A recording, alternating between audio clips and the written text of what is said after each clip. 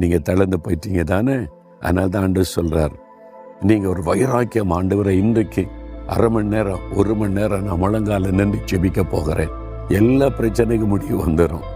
எது உங்களை பயப்படுத்துறோ, கலங்க பண்ணுறோ, பிரச்சனையா இருக்கிறோ முடிவு வந்துடும். அது மாத்திரம் இல்லை, நீங்க ஜெபிக்கிற ஜெபம் நீங்க இருக்கிற இடத்துல பெரிய மாற்றத்தை கொண்டு வந்துடும். உங்களுடைய கிராமத்துல, உங்க பட்டணத்துல, உங்க வீட்டுக்குள்ளே, வேலை செய்யற இடத்துல, ஊழிய செய்யற இடத்துல, அந்த ஜெபத்துல ஒரு பெரிய மாற்றத்தை கொண்டு வந்து விட முடியும். சூழ்நிலையே மாறிவிடும். ஆனால் தாண்டு சொல்றார், மகனே மகளே, கைகளை வானத்துக்கு நேராக ஏறிடு, முழங்காலே நெல்லு. நான் சில சமயத்தில் அப்படிதான், சில சமயம் சில சோர்வு வந்துருமா, அப்போ ஒரு தீர்மானம் பண்ண, ஆண்டவரே இன்னைக்கு 1 மணி நேரம் நான் நெடுமுழங்கால நின்று செபிக்க போகிறேன். அப்படியே நின்று வைராக்கியமாய் செபிப்பாரு. அவ்வளவுதான். கொஞ்சம் முழங்கால் வலிக்குமே, கால் வலிக்குமே, வலிக்கும். நம்ம நின்று கொஞ்சம் பலப்படுத்திட்டா ஆண்டவரே நம்மை பலப்படுத்தி தைரியப்படுத்தி நிலை நிறுத்துவார்.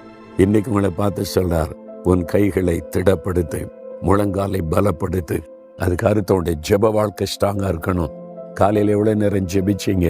இன்னைக்கு காலையில முழங்கால நின்று அவரை நோக்கி கைகளை ஏறெடுத்து ஜெபிச்சிங்களா? உங்க காரியத்தை அவருக்கு தெரியப்படுத்தினீங்களா? யோசித்து பாருங்க. உடனே போங்க, ஒரு அரை மணி நேரம் முழங்கால் போடுங்க, ஜெபம் பண்ணுங்க, தனித்து அவரோட பேசுங்க. உங்களுடைய கைகள் திடனா இருக்கணும், முழங்கால் பலமா இருக்கணும். அப்போ நீங்க ஜெயிப்பீங்க.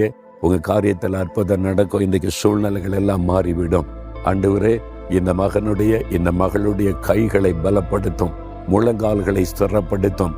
முழங்காலில் நின்று ஜெபிக்க கரங்களை வானத்துக்கு நேராய் விரித்து ஜெபிக்க பலன் தாரும், கிருபை தாரும். ஜெபத்தின் ஆவியினாலே அவளை நிரப்பும். சோர்வுகள் விலகட்டும். இப்பொழுதே ஜெப ஆவி அவளை பற்றி கொள்ளட்டும்.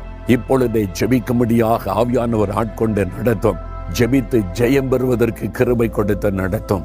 இயேசுவின் நாமத்தில் ஜெபிக்கிறோம் பிதாவே, ஆமென்.